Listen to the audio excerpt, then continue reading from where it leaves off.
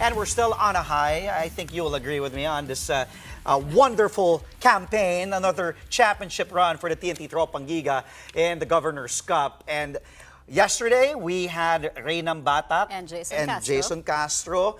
And today, I think he doesn't need any more introduction. 10-time PBA champion in the PBA. I believe 6 or 7-time coach, 6-time PBA Coach of the Year, 7-time PBA All-Star Game head coach, the one and only multi-titled head coach of TNT Tropang Giga, Coach Chot Reyes. Thanks for joining us, Coach. Chas. Good evening. Kumusta? Maraming salamat, Coach. We know you've been doing the rounds. So thank you for stopping by the Thank show. you. No Naglakad problem. pa. Lapit lang talaga from their place. Coach, una sa lahat, congratulations. Another title in the bag for Coach Chot Reyes. 10th nga nabanggit ko eh. Pero, saan mo ilalagay to among all your accomplishments, championships? I did ask Jason this also yesterday. Ikaw, Coach, where this particular campaign rank?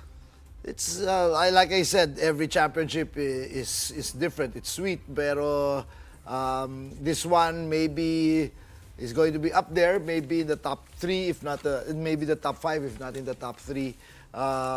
Mainly because I've been away for a while, and I guess nakwento na ng mga ibang players natin that this was really a very difficult championship for us. It was fraught with adversity, personal adversity for a lot of the players. But for us to be able to come together and pull through makes that, I guess, extra special. Dagdag ko lang hindi ko natanong si Jason kahapon. Yun din sabi niya, 3rd daw among his championships. If ever mabilisan, ano po yung top 2? Tatalo dito.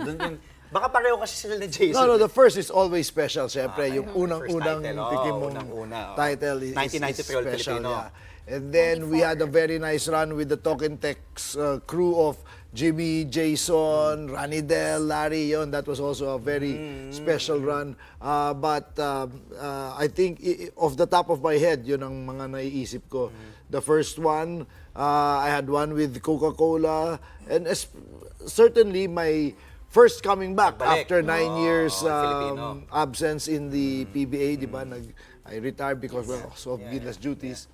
And then we got back and won right away, so medyo yun muna. But also, Coach, this championship placed you as just one of only 4 head coaches in PBA history with at least 10 championships. So we have Coach Tim with 26, Baby Dalupan with 15, Norman Black with 11, and now you 10. All that means is I'm old. That's one way of looking at lahat ng it. mga sinabi mo, Coach, mas matatanda sa akin lahat yun eh. So, that's all it means for me. Iconic. Lahat naman icon. Yeah, I mean, for me, that's number 1. It means I'm old, been doing this a long time.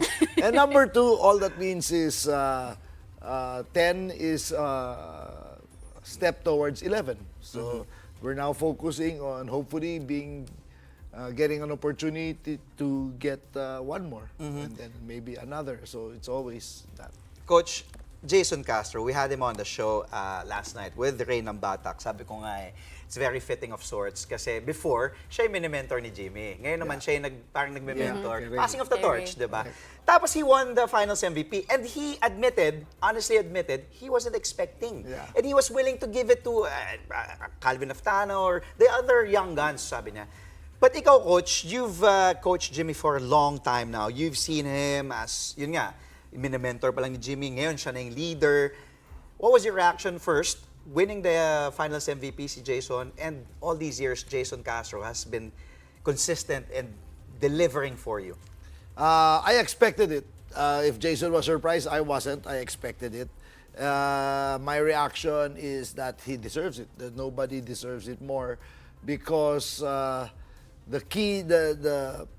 Jimmy and Jason are very different type of players. They will hurt you in different ways, right? But they have one constant.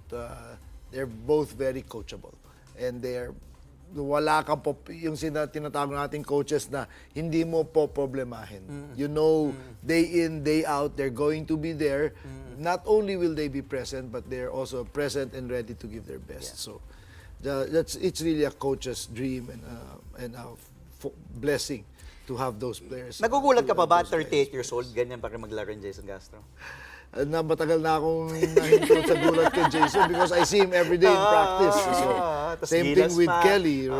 Yeah. That's our 80 connection. Yung Jason to Kelly, Jason to Kelly. That's 42 plus 38 years old. Oh my God. Connection, kaya pala Our 80 connection. But Coach, if we can touch on this series, because I mean, everyone knows the firepower of TNT. But when it came to the defense in this series, Coach, my goodness. Number one. Yeah. It's no joke to be able to lock down players like Justin Brownlee, Yeah. the key players of Ginebra. That is not an easy feat. Can you talk about how you were able to come up with these defensive strategies? We saw RR Pogoy on Justin Brownlee. Wow. Well, the defense in the finals started from the preseason when, as a team, we all committed to focusing on defense because of the learnings from the past conference. We lost the last conference in that knockout game by 1 point, and Jason was injured. And we said, there are times where we cannot outscore the other team. And to be able to ovate that, we have to make sure that there's something that we can hang our hats on. And yun yung depensa. Kasi sabi nga nila, walang malas sa depensa, di ba? So that's where it started. I think the commitment, the desire to be able to play lockdown defense, that's where it began. And then it just got honed and nurtured throughout the tournament until we got to the finals. We took a look. We said, we all know Coach Tim is a stickler on defense. We are not going to beat them with their offense. So our only chance against Ginebra is to defend against them. Unfortunately, they are the number one offensive team in the tournament going to the finals. So we said, obviously we studied their moves and what they want to do, and let's just try to make it as difficult as possible for them. That's a very good question. Because I remember also having a conversation with Coach Chot against Rain or Shine. Remember, nung natalo kayo ng Rain or Shine, sabi mo, you can't afford to play their game. Kasi kundi sasabayan nyo yung mga bata. Kailangan keep the scoring low. Kasi yun yung calling card identity nyo. Correct, Ronde Hollis Jefferson, Coach. Grabe. Parang he loves it here already. He's 29 years old. The players love him. The coaches love him. He loves playing for TNT. Second Governors Cup title with TNT. Second best import. What else can you say about Ronde Hollis Jefferson, Coach? Well, he was the perfect representation of what we wanted to do, to be a defensive team. You look at his numbers.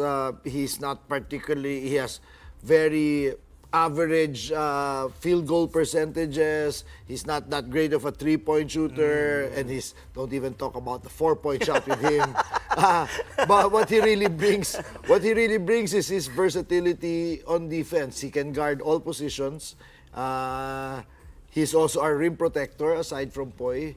But he can do a lot of things. So parang perfect yung makeup ni Ronde with what we wanted to do as a team before the start of the tournament. Sa next conference, siya pa ulit yung import, diba? Yeah, right now, it's him. We've been trying to look for someone better, but when we analyze it with the chemistry, knowing what we want to do, we thought Ronde would get instead of getting a bigger import, I mean, unless we find a 6'10", 6'11", na magaling talaga, but there's very few of those. It's mostly 6'7", 6'8", 6'9". So Ronde na lang.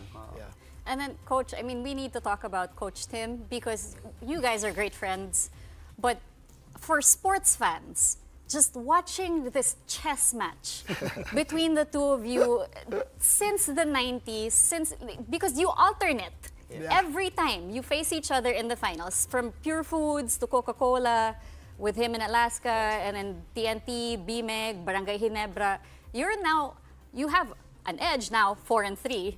4 wins versus the three with Coach Tim. But can you talk about this relationship that you have with him and what it's like battling someone that you've faced for decades, and it's just never it's never boring. I mean, we speak as sports fans because we enjoy watching these battles. And maintain the friendship Yes. also. Kasi Yeah. when he stepped down sa Gilas, si Coach Tim naman ang pumuli. Well, it's an honor to face Coach Tim, to battle against him. I think we sharpen each other. I think we each make each other better because we know coming into a game against Coach Tim, I have to be very prepared. He knows he has to be very prepared against me as well. And we just go at it, hammer and tongs during the game.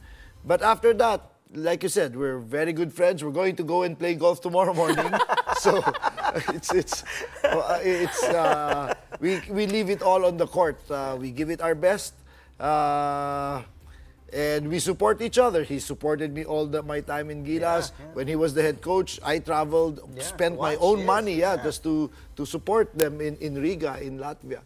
And that's just the lalim ng aming samahan. So you know, it's just such a great pleasure to have an opponent / friend like Tim. All right.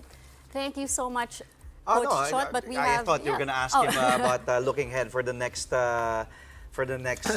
Yeah, I think we still have one more time, Chess. Oh, good. So now we can talk about the Commissioner's Cup. Yes. So, Coach, alam ko pagod ka na. Hindi, iniisip lang ni Cheska kasi ang dami baka na pagod kasi, ka na, ang dami mong guesting, pwede ka na Hindi, umuwi. hindi. Pero sabi ko, sulitin na natin si Chot Reyes kasi Chot Reyes yan eh. Coach, looking ahead, ito Commissioner's Cup, I'm sure with Ronde, confident pa rin ng TNT fans, and with the way Ray ng Batak fit in well with your system, the guys, the pieces that you have, Kelly, Jason playing, that they're still, parang di sila elder statesman.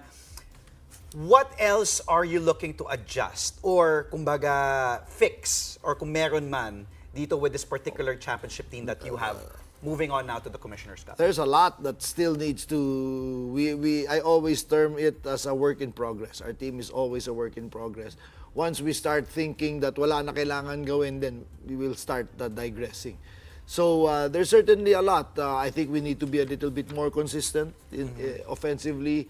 I think we've gotten our defense to a very high level, but now the other teams know that. They have different imports. A lot of teams have beefed up. We all know the moves that Converge did today. So it's going to be a very, very different tournament. Same tough competition. So we have to improve. We have to become more consistent offensively. And we have to be able to rebound better. If you take a look at the rebounding stats, we finished in the middle of the pack of the tournament. So we definitely have to improve that. We have to improve our shooting percentages. We're one of the lowest in the league. So there's still a lot for us to work on. Coach, maraming salamat ulit sa oras mo. May kulang pa ba ang Chot Reyes? May gusto pa? Kulang. Tulog. Patulogin na lang Sige, ako. patulogin na kita. Lolo na. Tatlo na po. Correct. Si Calista. Yeah, and my two nandun pa sila. grandchildren are there. Okay. Ahabulin ko. Once again, maraming salamat. Thank you. Thank you so much to Coach Shot Reyes for joining us here tonight on Play by Play. Congratulations once again. The one and only. I know, hindi kami napasag. Nag-iisang Coach Chot Reyes, thank you so much for being here. Coach, On Play by Play. congratulations. Thank you. Okay. Lakad ka na, pabalik. Lakad ako. Kakainin ko pa yung ensimada.